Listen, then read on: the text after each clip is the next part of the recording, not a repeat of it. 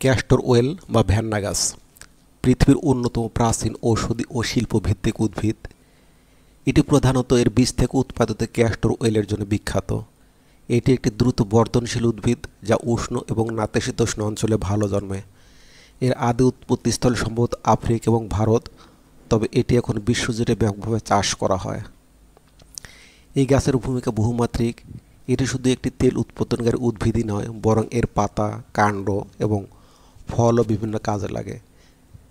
এর তেল যেমন ঔষধি গুণসম্পন্ন, তেমনি শিল্প কারখানায় গুরুত্বপূর্ণ ভূমিকা রাখে। এছাড়া এর কিছু পরিবেশগত সুবিধা রয়েছে। ক্যাস্টর ওয়েল গাছের প্রত্যেকটি অংশই কোনো না কোনোভাবে মানুষের জীবনে এবং শিল্পক্ষেত্রে অবদান রাখে।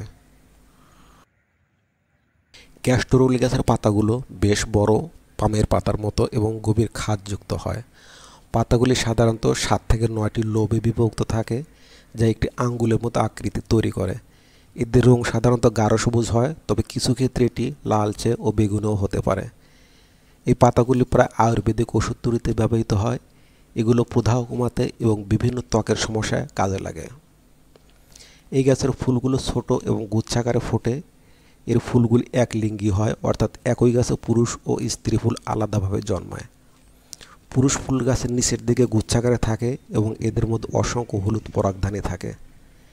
স্ত্রী ফুল গাছের উপরের দিকে গুচ্ছাকারে থাকে এবং এদের মধ্যে লাল রঙের ডিম বসায় দেখা দেয়।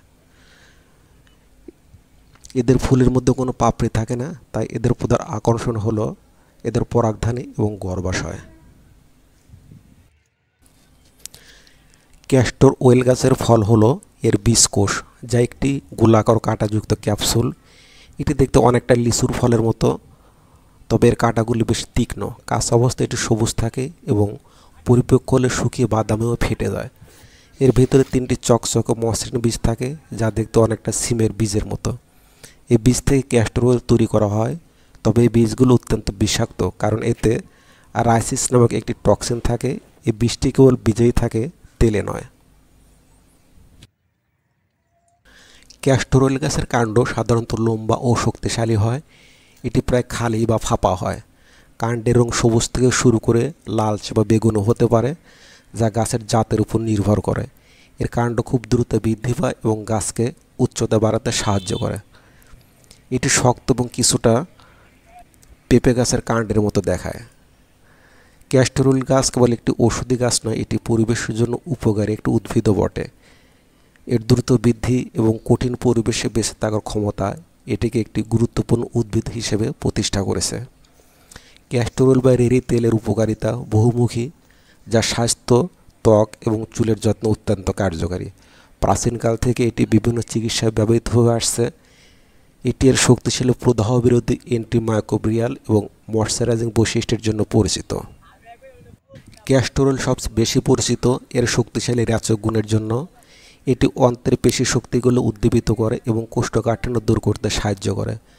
তবে এটি ডাক্তারের পরামর্শ অনুযায়ী ব্যবহার করা উচিত, কারণ অতিরিক্ত ব্যবহারে পেটের সমস্যা হতে পারে। এই তেলে রিসোনোলিক অ্যাসিড নামক একটি গুরুত্বপূর্ণ ফ্যাটি অ্যাসিড রয়েছে, যা শরীরের প্রদাহ কমাতে সাহায্য করে। এটি আর্থ্রাইটিস বা বাতের ব্যথা আক্রান্ত স্থানে সরাসরি প্রয়োগ করলে ব্যথা এবং ফোলাভাব কমে যায়। ক্যাস্টর ওয়েল লিম্ফ্যাটিক সিস্টেমকে উদ্দীপিত করতে সাহায্য করে, যা শরীরের বজ্র পদার্থ অপসারণ করে এবং রোগ প্রতিরোধ ক্ষমতা বাড়াতে ভূমিকা রাখে। ক্যাস্টর ওয়েল একটি চমৎকার ময়শ্চারাইজার। এটি ত্বককে গভীরভাবে হাইড্রেট করে এবং শুষ্কতা দূর করে। এটি ত্বকের বিভিন্ন সমস্যা যেমন ব্রণ, একজিমা এবং সোরিয়াসিসের চিকিৎসাও সহায়ক। এর অ্যান্টিমাইক্রোবিয়াল গুণাবলী ব্রণ সৃষ্টিকারী ব্যাকটেরিয়াকে প্রতিরোধ করে। চুলের স্বাস্থ্য এবং বৃদ্ধির জন্য ক্যাস্টর ওয়েল খুব উপকারী। এটি চুলের গোড়ায় পুষ্টি যোগায় এবং চুল পড়া কমায়।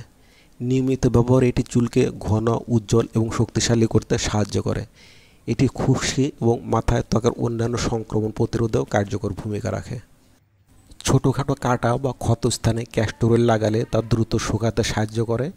এর অ্যান্টিব্যাকটেরিয়াল গুণ সংক্রমণ প্রতিরোধে সহায়তা করে।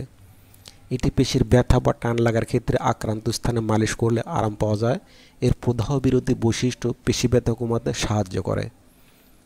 ক্যাস্টর ওয়েল ব্যবহারের আগে ত্বকের একটি ছোট্ট অংশে পরীক্ষা করে নেওয়া উচিত, কারণ কিছু মানুষের এতে অ্যালার্জি হতে পারে। গুরুতর স্বাস্থ্য সমস্যার জন্য অবশ্যই ডাক্তারের পরামর্শ নেওয়া উচিত। সুপ্রিয় দর্শক, ভিডিওটি শেষ পর্যন্ত দেখার জন্য অনেক অনেক ধন্যবাদ। সবাই ভালো থাকবেন, সুস্থ থাকবেন। আল্লাহ হাফেজ।